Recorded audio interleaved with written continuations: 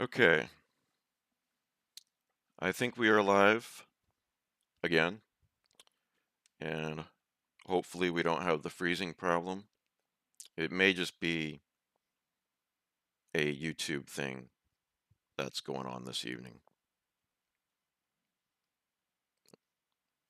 So, I don't know. I'm gonna wait for you guys to jump in the chat. Looks like few of you found it already. All right, good. Pretty strange. But then we are gonna read Stranger Than Science, right?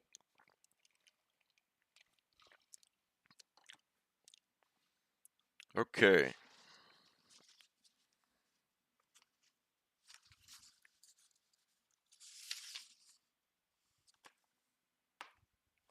You had no problems on the previous stream? Well, I noticed it freezing a bit when I was setting up the podcast, and so I restarted my computer. Yeah, hey Kelly. Um, I don't know.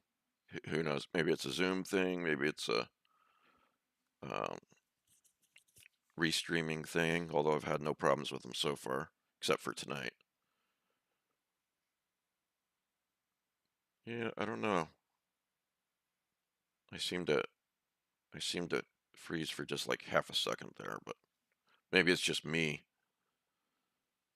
So, all right, let's give everybody a couple minutes. Yeah, it might be a YouTube thing tonight. Um, I mean, who knows? I'll tell you this, if we can't do it tonight, then we'll do it tomorrow night, okay, at the same time, 10 p.m. Eastern. Does that sound good with you guys? If it screws up more tonight, then we will do this tomorrow night at 10 p.m. Eastern. So, at the usual time. Hey Scott, hey Suzanne, and I will do a multitude of tests tomorrow in between interviewing Victor Laval for the Deep Background podcast.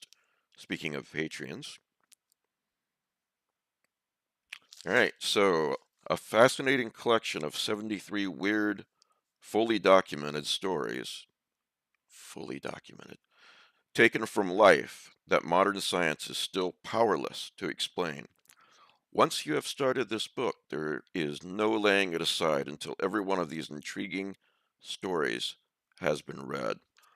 That certainly was the case when I was 10. So the book was published in 1959. I was born in 71, so I was reading this about 1981.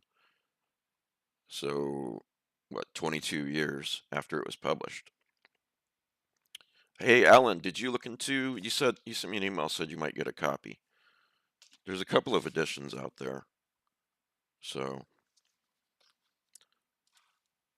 it's just a fun book. You got to take it with a grain of salt. I mean, you just do. Let's see here. Hey, Chaz. I think everyone. You found a PDF. I think everyone's back. Looks like I got a lot of people watching. So, Chaz, you missed the problems with the first stream tonight. I had to think fast. I'm not happy with it, but it's just have to realize that not everything is in your control, I guess.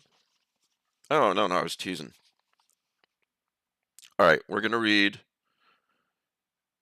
in uh Alan, could you look up when you get a chance if Arthur Machen is out in the public domain yet? And yeah, Chaz, again, sorry to hear that. All right, this is the case. Thanks for your patience with me tonight. This is the case of the very strange shipwreck. 22 men fought the raging sea for their lives, but every time they won, they had to fight again. In the records of Lloyd's of London is the case of the schooner Mermaid and her 22 men. Lloyd's has many strange stories in its files, but nothing to compare with this. It all began pleasantly enough on the morning of October 16th, 1829, when the Mermaid slipped out of the bay at Sydney, bound for Collier Bay on the west coast of Australia. There was a fair breeze, a bright sun that sparkled from the wave tops as the Mermaid sliced through them.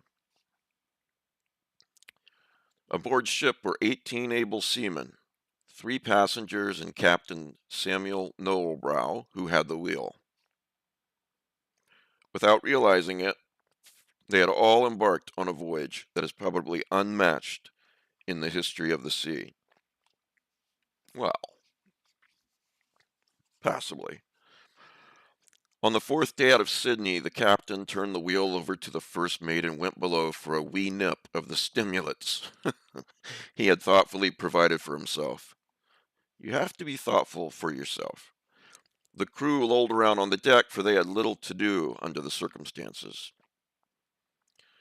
The barometer gave no hint of what was to come. It looked like fair weather and smooth sailing until shortly before 2 o'clock in the afternoon. Frank Edwards, Frank.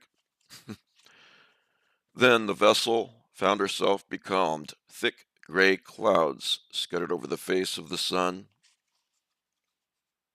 Thank you, Alan. Alerted by the lack of motion, Captain Noelbrow put away his bottle and stumbled up the deck again, to find the barometer falling rapidly. Shortly before dark, the calm ended with great gusts of wind that soon became a raging gale.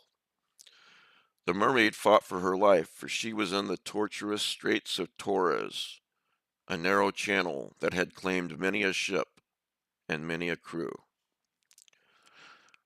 The great waves smashed over the bow and boiled around the helmsman, who was lashed to the mast for safety. By the spasmodic flashes of lightning, Captain Noelbrow could see enough to realize that he was fighting a losing battle against the roaring tempest. All hands were on deck when a great wave flung the Mermaid atop a reef that cut her open like a ripe melon. Moments later, the 22 persons were floundering in the howling darkness.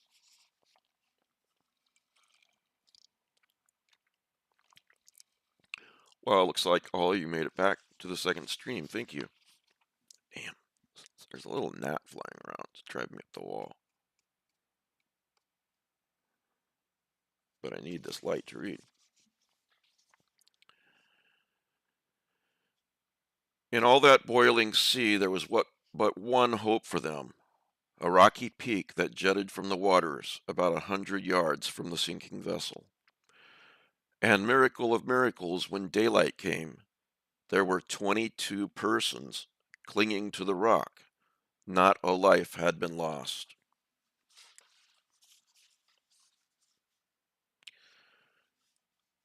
For 3 days, for 3 cold, wet days, they were marooned there. Then the bark Swiftsure came pounding through the straits, sighted them, and took them aboard. All went well for the next 5 days, until the Swiftsure neared the coast of New Guinea. Then she, too, fell victim to the jinx that rode her refugee passengers. Without warning, the Swiftsure found herself caught up in a powerful current that did not show up on the maps. She was swept broadside into the rocks along the barren coast, and everyone had to abandon ship. And once again, all hands were saved. Can you imagine? You get picked up by a ship, and then that one, the same thing happens to that one. Watch your language, Kim. Less than 8 hours after they had crawled out on the beach, they were rescued, this time by the schooner Governor Ready. It carried 32 persons itself, but it managed to make room for the survivors of both the Mermaid and the Swiftsure before it clapped on sail and sped away down the coast to rendezvous with disaster. Only 3 hours after the rescue, the Governor Ready caught fire. Loaded with lumber, the blaze spread rapidly, and the order to abandon ship was given. All aboard piled into the frail longboats with little preparation. Around them lay hundreds of miles of open water, off the regular shipping lanes. Prospects were poor, but their luck was wonderful. Well, wonderful. For the Australian government cutter Comet came along and picked them up, again without loss of life.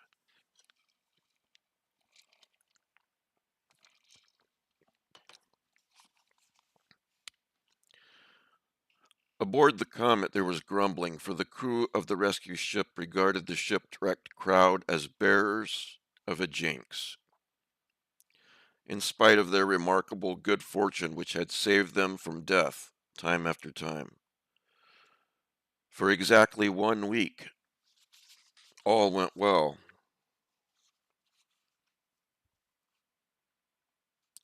And then the Comet ran into a sudden squall that snapped off her mast, ripped away her sails, left her rudderless and at the mercy of the elements. Wow.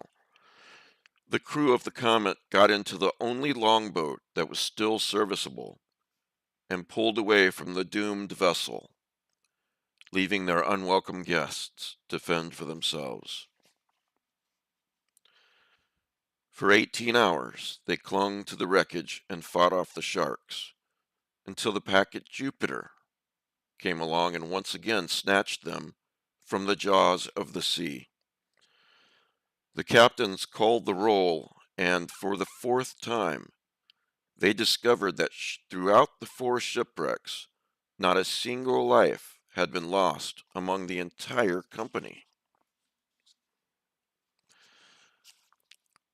The amazing chronicle has still another odd twist to it. One of the passengers on the Jupiter was an elderly lady, Sarah Ritchie, of Yorkshire, who was on her way to Australia to search for her son Peter, who had been missing for 15 years. She found him, too, for he was among the crewmen of the Mermaid, whom the Jupiter had saved from the sea.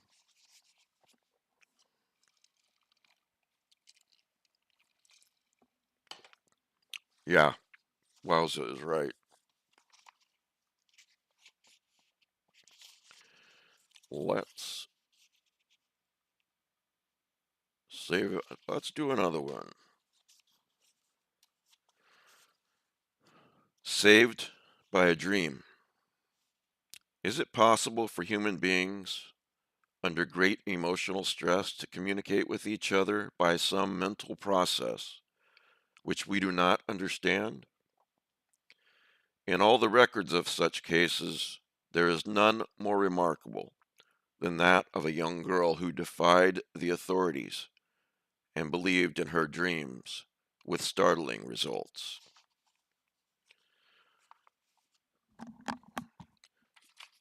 The authorities of, I don't know how to say this town, Czernak, Poland, regarded the girl as a pest.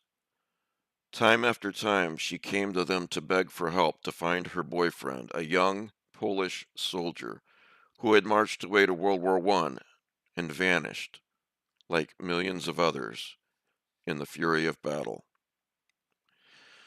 In October 1918, Myrna had her first terrible dream about her missing soldier. She saw him groping his way through a dark tunnel.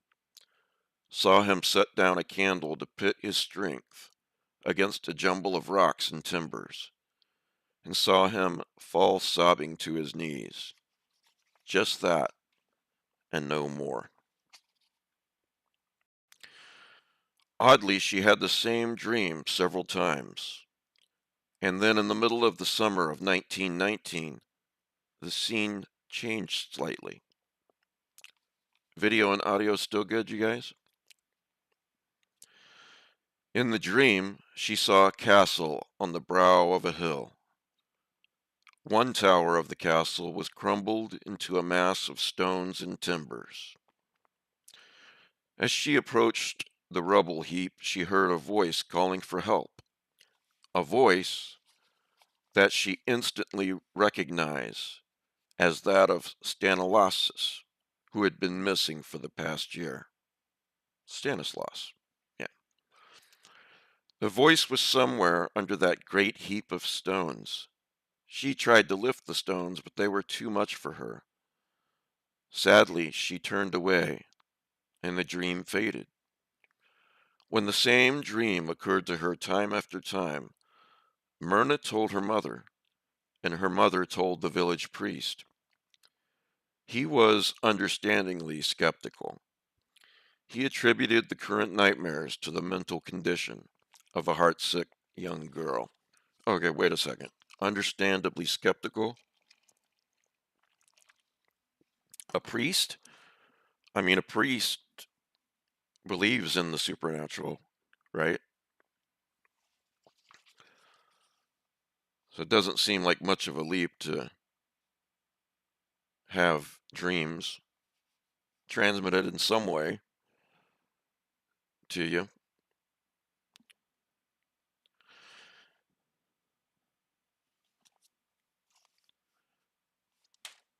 Finally got that gnat. Things are about to pick up. But Myrna was not to be turned aside so easily. Where was that castle with the crumbled tower?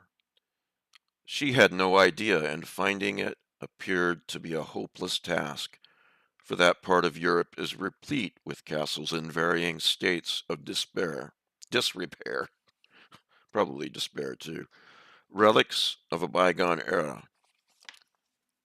Side note, there is my wife's maiden name is Wiedelspach, and yes, I learned how to spell it very quickly when we were dating.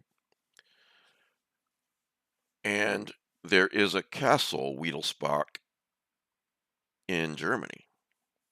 So I'm married to royalty,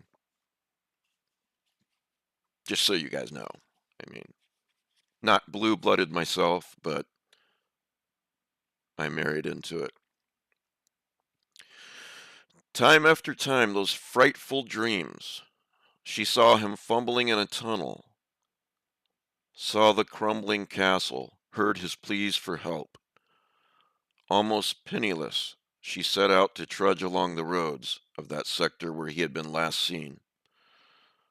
A thankless, perhaps an impossible task, for the odds against her were overwhelming. She slept along the roadside. She ate when kindly farmers gave her food. They heard her story and shook their heads. There were so many sad stories from the war, so many old broken down castles. Who knows? On April 25th, 1920, she came to the top of a hill near the little village of Zalota in southeast Poland. Myrna took one look at the castle that stood on the hilltop above the village, took one look, and screamed for joy. There it was, just as she had seen it in the dream. She ran down the dusty road into the village, tears streaming down her cheeks, and exhausted, she fell down in the village square beside the fountain. A crowd quickly gathered around her. A local police officer came to ascertain the nature of the excitement. Mina could only point to the castle and babble. There it is! There it is! He was unimpressed. Of course the castle was there. It had been there for hundreds of years. Why get so excited about it? Myrna told her story, and nobody believed her. Lovesick girls have been known to do some strange things. Perhaps castle hunting was just another of their vagaries, but she attracted so much attention and was so determined to dig in the rubble that a crowd of the curious went with her. With tongue in cheek, the men set about prying up some of the massive stones. They had been at it for 2 days. Man, these are some nice villagers. When they broke into some sort of opening, and to their astonishment, they heard a human voice calling to them from the blackness. Myrna heard it too. She screamed and tore at the rocks with her hands. The workmen pulled her back and enlarged the opening so that one of them could enter.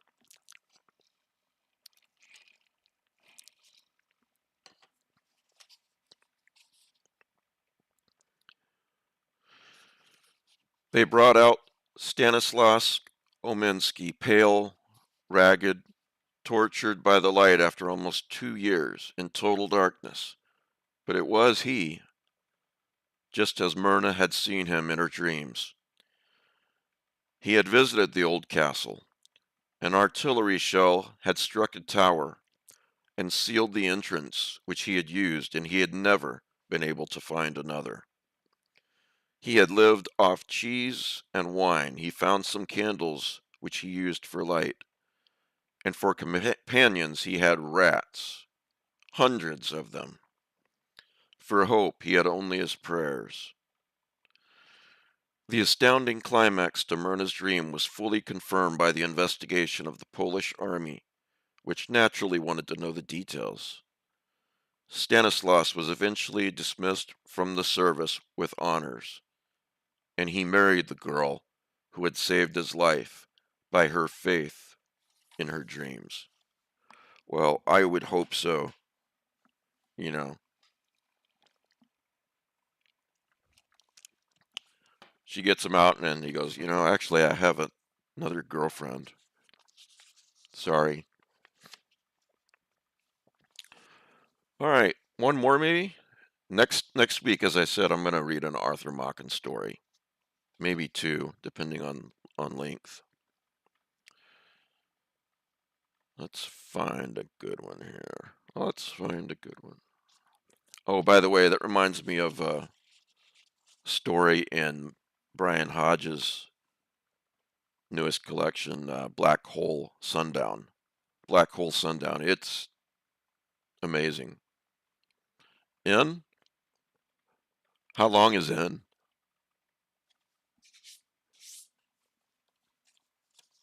I'll have to look up the word count.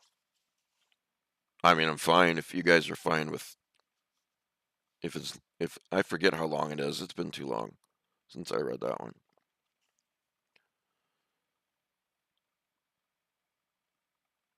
Let's try The Invisible Things.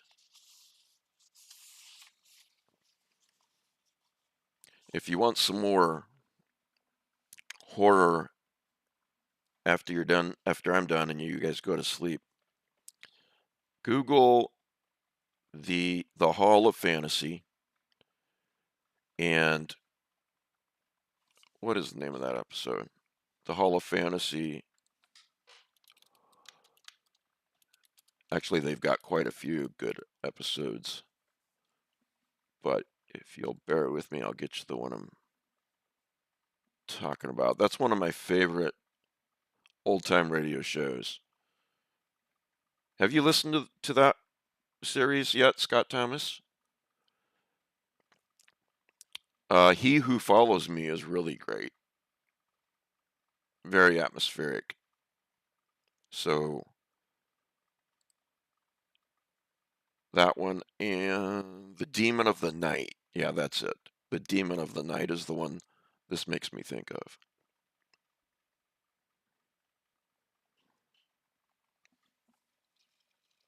You you can count me in that number, Marianne. I don't know how to say it either.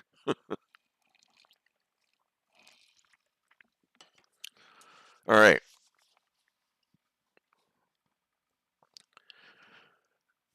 Ooh, a recent one, 1951. The Invisible Fangs. That's right, you heard me. The Invisible Fangs. Thanks for spending part of your Tuesday night with me, guys. And remember to go to the Patreon. The link is in the show notes. And to email me if you just absolutely can't afford the $5 a month um, Patreon level. And I will see what I can do, really. So, time after time, something sank its fangs into the screaming girl, even while the police held her. But what it was, nobody knew, and nobody knows.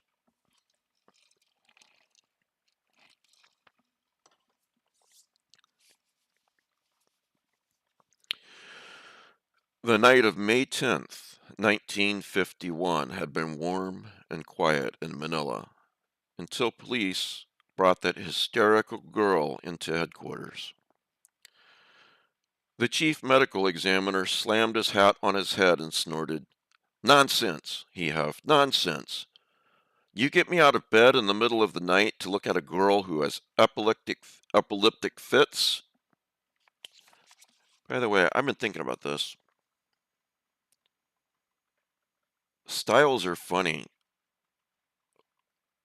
I guess men stopped wearing hats sometime in the early 80s or so in the United States. But that's a trend I would love to see come back. I'm thinking even of the 1978 Superman. Clark Kent has a hat. Not a derby, but what do they call those? Yeah. Anyway, you heard it here first. The hats are going to come back.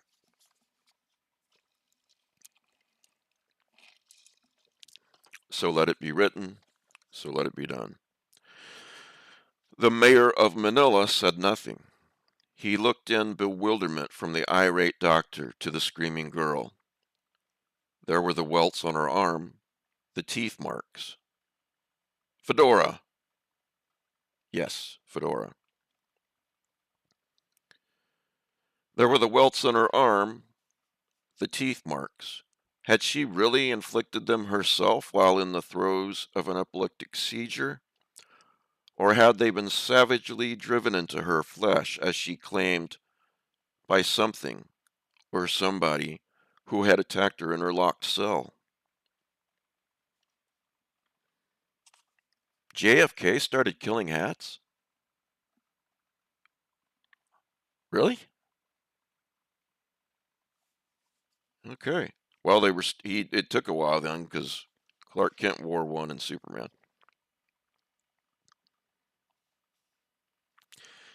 Mayor Arsenio Laxon did not know, but the case was so strange that the chief of police had been called, and he in turn had called the medical examiner. Together they had gone to the jail to examine the cause of all the excitement. 18-year-old Clarita Villanova.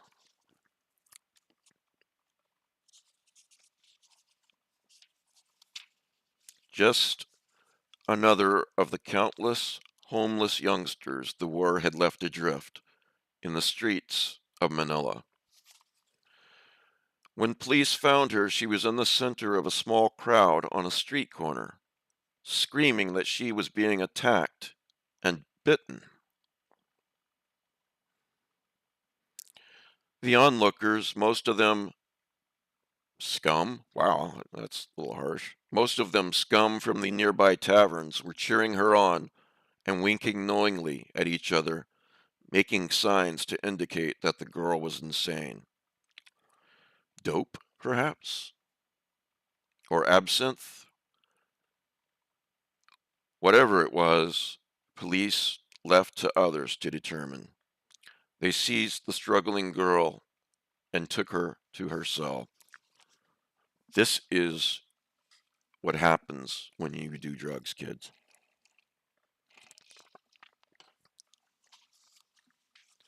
You get attacked by an invisible monster.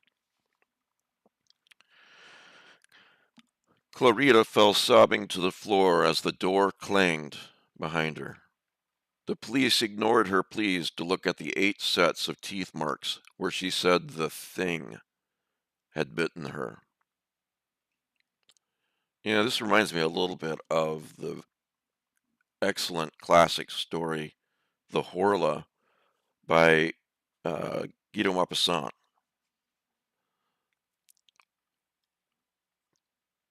The thing? What thing? Clarita could only describe it as a thing that looked like a man, except that he had big, bulging eyes and was wearing a loose black cape, and he seemed to float in the air when he desired.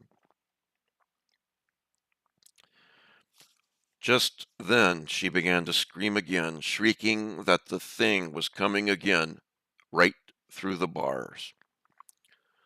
The exasperated policeman unlocked the cell door and led the girl into the hall, screaming at the top of her voice. And before his eyes more teeth marks appeared on her upper arms and shoulders, livid marks surrounded by what appeared to be saliva. The officer ran for his captain, and the captain called the chief. After the medical examiner had gone home, the mayor and the chief of police examined the marks on the girl for themselves. Self-inflicted? Ridiculous, they told each other. No one could bite himself on the back of the neck. Challenge accepted. Or on the back of the shoulders where this girl was bitten. Something strange here, indeed. Clarita Villanova spent the rest of the night on a bench in the front office of the Manila police station, where she finally sobbed herself to sleep. Next morning, as the police prepared to take her into court to face vagrancy charges, wow, guys, really? The girl began screaming again. The thing was back, biting her. 2 strong policemen grabbed her, one holding each hand. And before their astounded eyes and those of the reporters and the medical examiner himself, the teeth marks sank deep into her arms, the palms of her hands, and her neck. This attack lasted for at least 5 minutes until the girl fainted and sank to the floor. Medical examiner Mariana Laura examined her again and reversed himself. This girl was not having a seizure at all. The bites were real, but not self-inflicted. He asked that the mayor be called at once and the archbishop.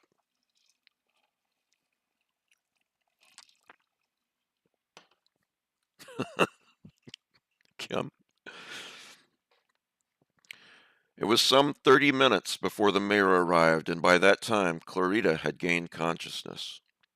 The bites on her arms were badly swollen, and the palm of one hand was thick and bruised, where the teeth prints had been deeply embedded. As the mayor and the medical examiner accompanied her to the prison hospital, Clarita began shrinking. Clarita began shrieking that the thing was after her again. And this time he had a helper, another bug-eyed creature. Mayor Laxon later testified that as he watched, livid teeth marks appeared on opposite sides of her throat, indented on the girl's hand even while the mayor held it. The 15-minute trip to the prison hospital was a nightmare for the mayor of Manila, the medical examiner, the girl, and the driver of the automobile. But once there, the attacks ceased, and Clarita began her slow recovery. She never again underwent such an experience. Said Mayor Lincoln, "This is something that defies explanation." Said medical examiner Dr. Laura, "I was just scared stiff." Yeah, they don't say what the Archbishop had to say, you know. So, guys, thanks for being here. I know some of you probably have to get up early in the morning and go to work. If you're a Patreon, I really appreciate you. If you're one of those who are going to join the Patreon to continue with the Tuesdays and Thursday nights, thank you. And I'm just going to put my blind trust out there that if you don't want to go without these episodes every week, and you truly can't afford $5 a month, uh, please email me. There is, oops, let me put my email again in the side chat. Mike at michaeldyllandavis.com. Dylan as in Bob Dylan. And yes, I really was named after Bob Dylan.